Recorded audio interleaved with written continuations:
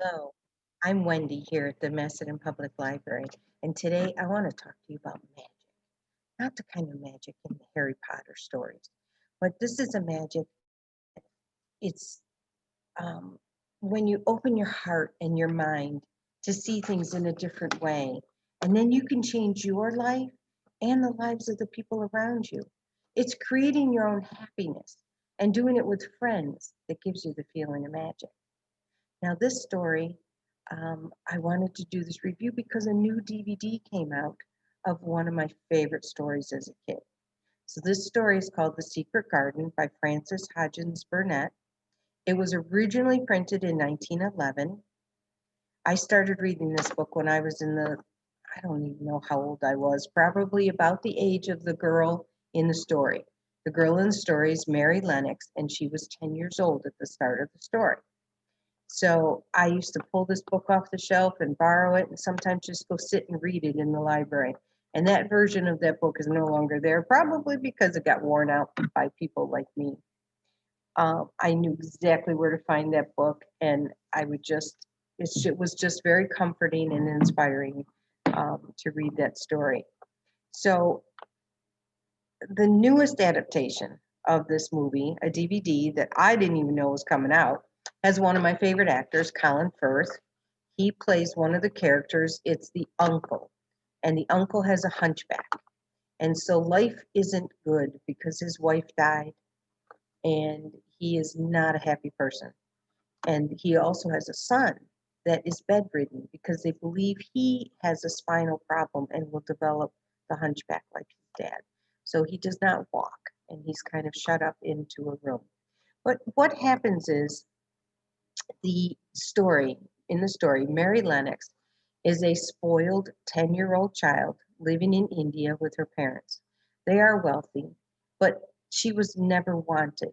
So she was raised by the servants in the household, and she really never saw much of her parents. And then a cholera outbreak, an epidemic, and it killed a lot of people. And it killed her parents, and the servants that weren't killed ran away.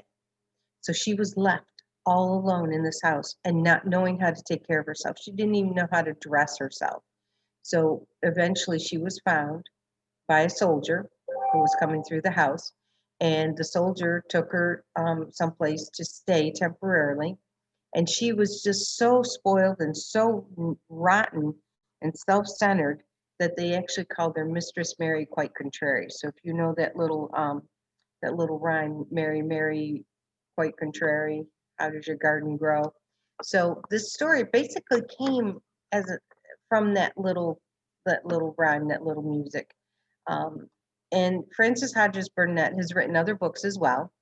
One of the books that she wrote is Little Lord Fauntleroy, and that was very popular for a long time. It was published in 1886, and actually the clothing described in there became very popular for young boys to wear.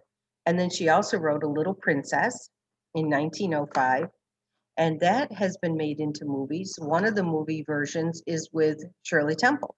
It's one of my favorite ones. It doesn't follow the story exactly. There is another one out there that maybe is a little closer, but I love that Shirley Temple version. There's also another book that she wrote called The Shuttle, and I actually have it here. I found it in my books. I don't even remember if I've read this, so it's going to have to go on a future read list because I don't remember, and maybe once I start reading it, I may have done it. Who knows? So Frances Hodges Burnett had a difficult life. She started out in England, came to the U.S., was bounced around. There was sickness. I think writing the books was a form of income for her. But this story basically is about children, and it's about what they do in this secret garden to change their lives and to change the lives of the people around them. So the newest version, here's what the DVD looks like. I didn't even know this was being made. But one of the characters in here, the uncle with the hunchback, is Colin Firth. And I love Colin Firth. And then also the kind of stern um, housekeeper is played by Julie Walters. And she, for Harry Potter fans, is Mrs. Weasley from the movies. All right. So it was definitely a different adaptation. It was based on the magic of the plants and how the plants respond to the emotions and what's going on with the children. So Mary was 10. I think Colin, the cousin that she finds in the home, she discovers him because she wasn't even told that he existed, but she discovers him because she can hear him screaming at night. And she wasn't allowed to go in other places of this huge mansion, but she found him anyway, and they had a very contentious meeting and different times, but they were able to become friends. Then there's another character, a little bit older, I think. His name is Dicken. Dicken is the brother of one of the servants that Mary has to deal with um, in the home. And Colin loves animals. So he's outside a lot and he knows a lot about animals. So these three get together and they find the key to the locked secret garden.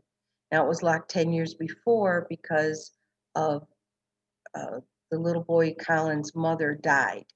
And that made his father even more unhappy.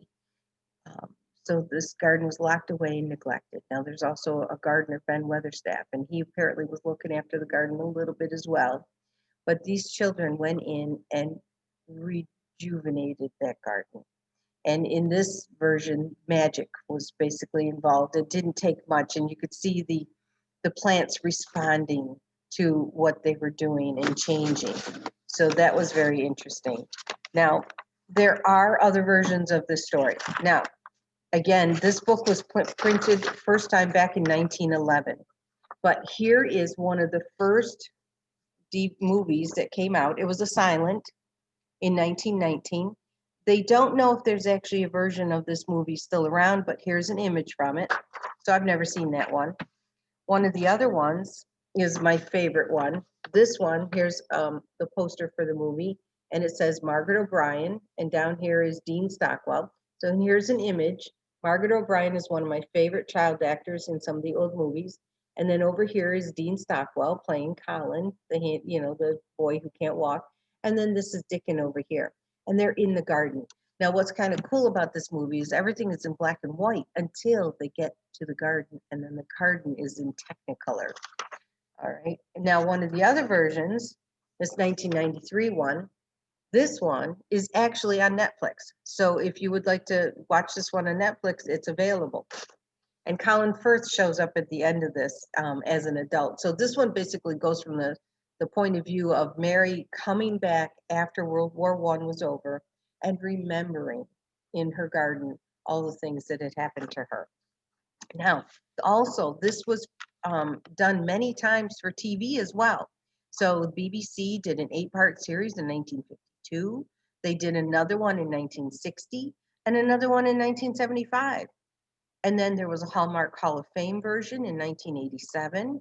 And Derek Jacobi was Archibald Craven, the Hunchback father. And Colin Firth was also in that one. Then there was Back to the Secret Garden when the kids came back after probably World War I or something to remember. There was also an animated version and a Japanese version as well. Again, this story is very popular around the world. But each story, each DVD or movie or TV show has slightly different adaptation of the story. Let me show you some of the books. Here's a paperback book that I had.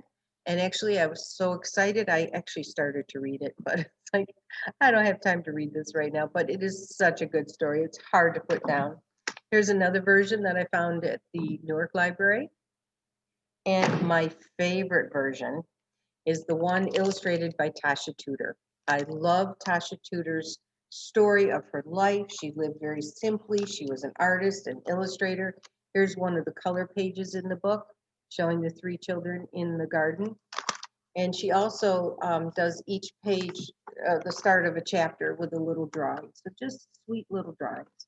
Anyway, it's my favorite version of the book.